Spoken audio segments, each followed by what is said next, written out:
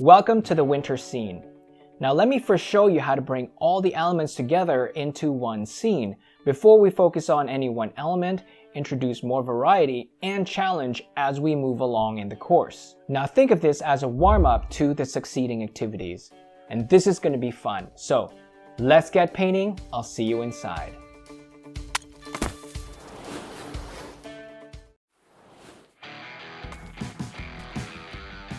I got my masking fluid ready, a small container with a lid, some cheapy brushes ready to go. In case you're wondering, here it is, Pebeo. Brushes are cheapies, but they've got a nice point to them. The container has masking fluid and a couple of drops of water to keep it running. I've got one small and one medium. Oh, and you will need some masking tape. Tape right below the mounts, as you will see in a moment. I sliced the tape in half and used only the straight side just so I can maximize the use of my tape.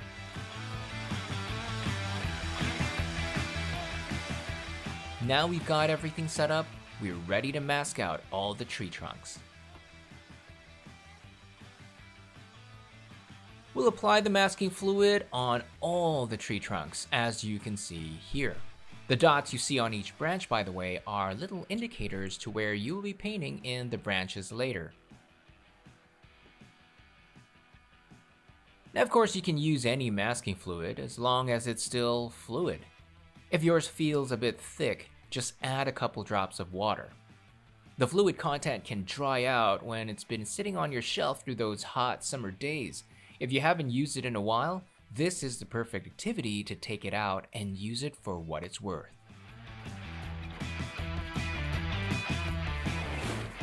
Watering it down will help it flow smoothly onto the paper, which is useful for creating finer lines. Thicker fluid tends to dry much faster and get gloopy on your brush. In case this is the very first course you've taken with me, I've covered how to use masking fluid in more detail in my Watercolor for Beginners course. I sped this up since this actually took me 10 minutes to do in real time. You can test your fluid first on some scrap paper if you're unsure, and no printmaking papers or bond paper, please. It has to be watercolor paper, guys. My synthetic brushes have a nice point to them, and this helps me apply the masking fluid cleanly within the lines of the shape that I'm painting. Make sure to get it all the way to the tape, and also make sure that your tape is secured tightly to the paper. Every time my brush goes out of the screen, while I'm dipping it into my container of masking fluid, I don't dip into the actual bottle, as this will compromise the entire supply. I'm also rinsing my brush from time to time since masking fluid dries fairly quickly. As you can see, I rinse my brush every so often, and if you start to see some clumps, just pinch your brush gently and remove any fluid that had dried into rubber lumps. Now the two trees, front and center. Take your time to do this and try your best to paint cleanly. If you paint past the tape, don't worry, that's actually better.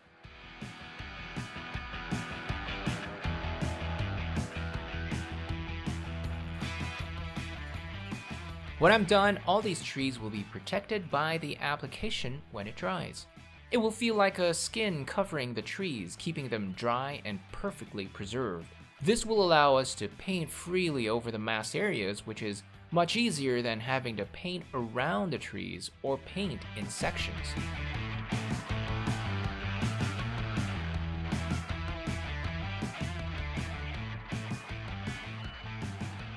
We're almost done, and now it's your turn. Protect all your trees like mine, and when you're done, don't keep the brush resting with the fluid. Dip it back into the water to prevent it from drying out, then rinse completely.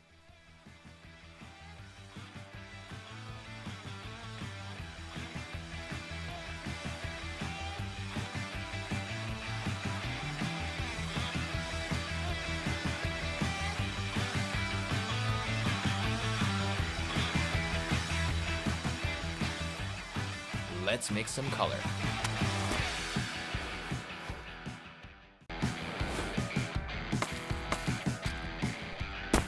I'm using cerulean blue and cadmium red medium. Use your biggest brush because we'll be painting a really big area. We'll be mixing the color of the sky. That's all we're preparing this puddle for.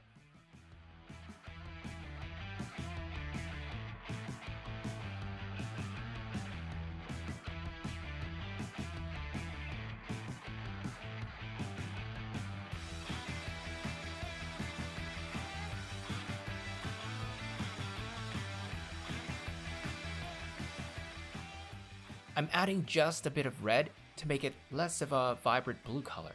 This particular combination of red and blue just so happens to produce a kind of purple that's on the gray side. And that's how I want it. Build your puddle up to a medium consistency and then do a strength test.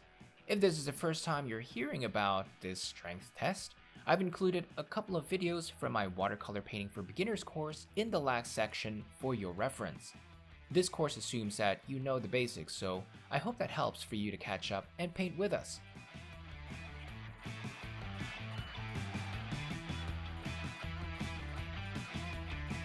When you're happy with your puddle, turn your sketch around, so we will paint the sky upside down, going from weak to medium. You'll see what I mean in the next video. Oh, and one last thing, set your sketch on an incline. I used 2 sketchbooks here that I lined up this way and prop my painting at an angle. Now if you want it the easy way like me, just approximate it by sight. 12 to 15 degrees is the angle to aim for.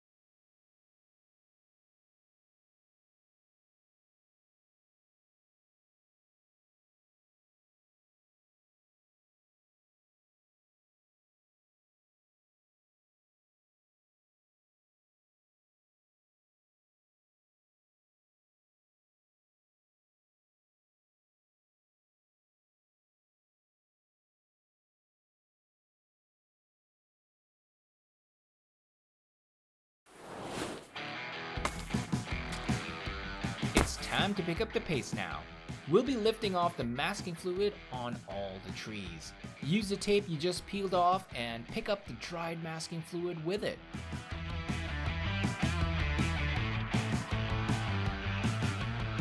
I'm lightly brushing the tacky part of the tape, and the fluid just clings to it readily like an overly needy boyfriend.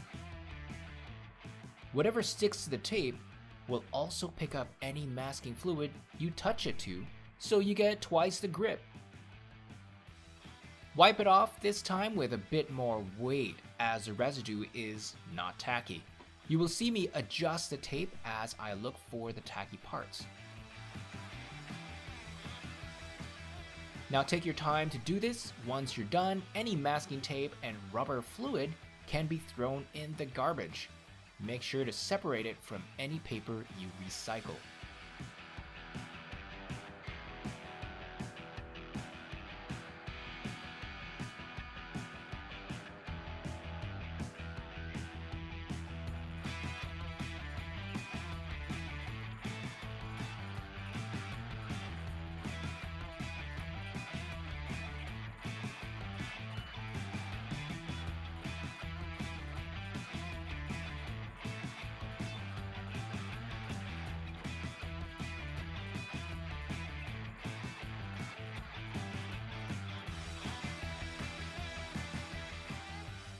I'm opening up the tape to find more tacky parts as I continue with the last two trees. This is one of my favorite parts to do, and I enjoy seeing the white shape perfectly preserved. Could you imagine painting your sky around these trees?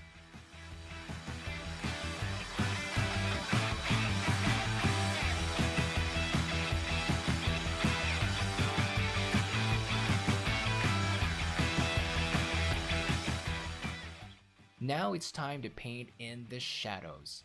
Let's get to it right away.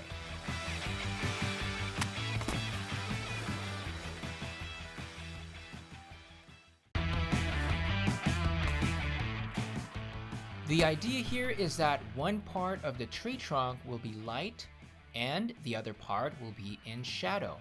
Try to imagine that light is coming from the right side. Get your medium brush out for this and use the leftover paint on your palette. We just want a weak puddle going. We don't need a lot as we'll be painting only 1/3 of the trunk. I'm mixing what looks like gray, but it's actually a muted purple. This has more red in it, and I'm mixing another puddle of gray, but with more blue in it.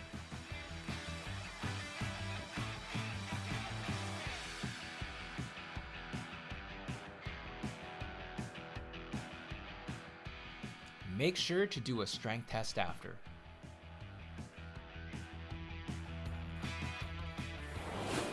We're just gonna go slowly.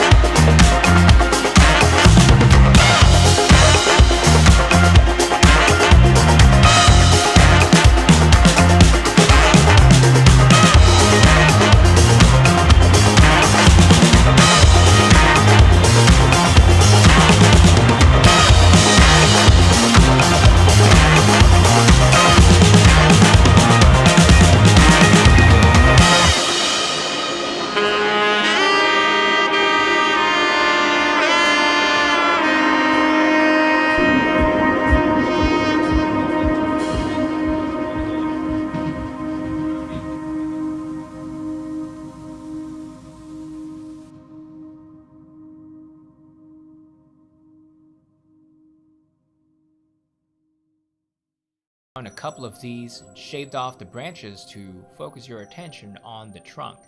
It was so cold outside, fortunately I didn't have to travel far to find these.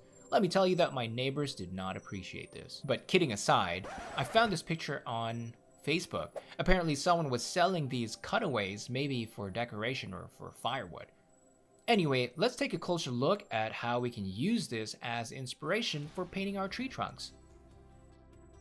Don't worry, I won't spend 20 minutes going super nerdy about it. We just want enough information from it to add to our painting. Now what I like about this tree trunk on the right is the stripped off bark that had been weathered by time, and we will mimic that using our paint. So let's go back to our painting and let me show you how to do this.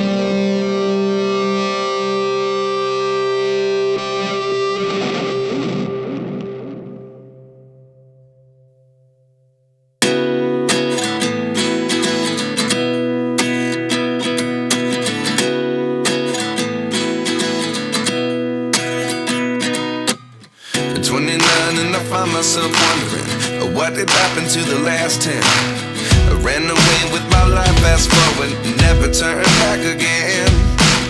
It's kind of funny that the more we pass time, the more we need to set them rewind.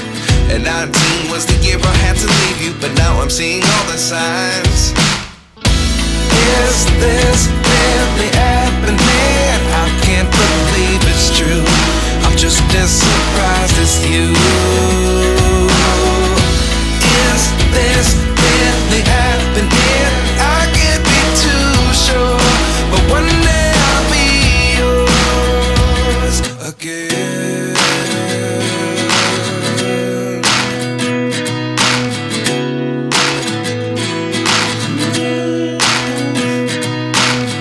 Life lessons come one in a dozen. The other 11 get something from nothing. I sit here looking for an answer. Maybe the biggest question was in the last chapter. You gave me the soul I have today. Without you I never could have moved away. But now I see what you teach. I do believe I always should have stayed. Yeah. Is this really happening? I can't believe it's true. I'm just as surprised as you. Is this really happening? I can't be too sure, but one day I'll be yours again. One day I'll be yours.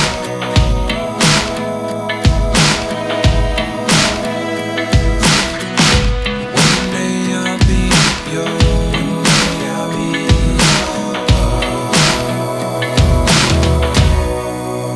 yours.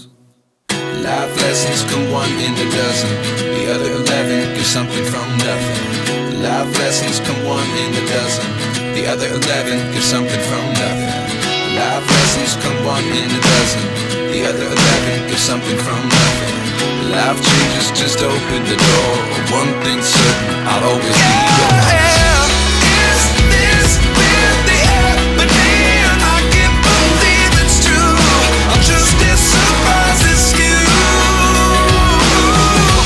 Is this really happening? I can't be too sure, but one day I'll be yours. Yeah. Is this really happening? I can't believe it's true. I'm just as surprised as you. Is this really happening? I can't be too sure, but one day I'll be yours. Keep those in mind.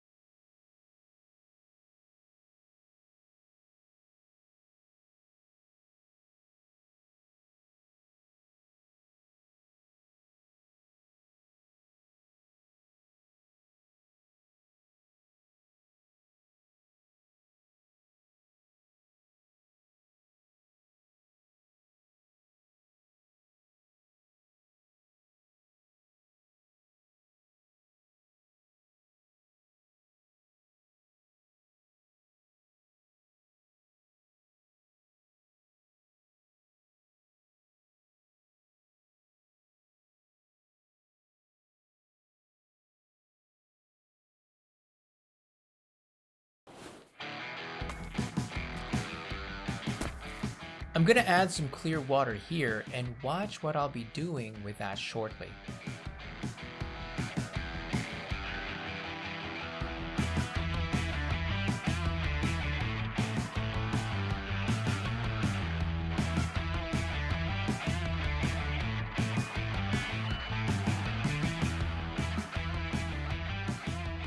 Now, I'll add in just a bit of this blue to make it feel like the entire scene is on top of snow.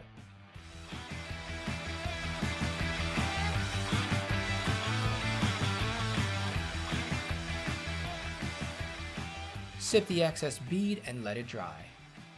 Now you can end your painting right here, but if you want to take it a step further, do you remember this branch that I pointed out earlier? We can add something here for the dog to be looking at, right here. And what I'm going to do is quickly draw in a bird. I'm using a mechanical pencil because it has a fine point to keep my lines crisp. So I'm going to lightly draw a shape here that looks like a half moon that's pointing downwards. This is the back, this is the belly, and there's the head. And a little beak. Well, maybe the head could be a bit bigger.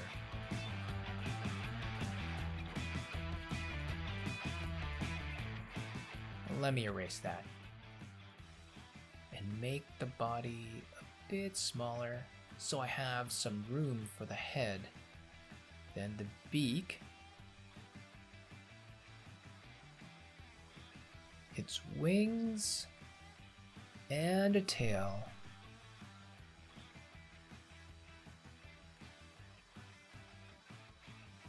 So this winter bird is going to have a red belly because it's such a small shape. We'll use our smallest brush.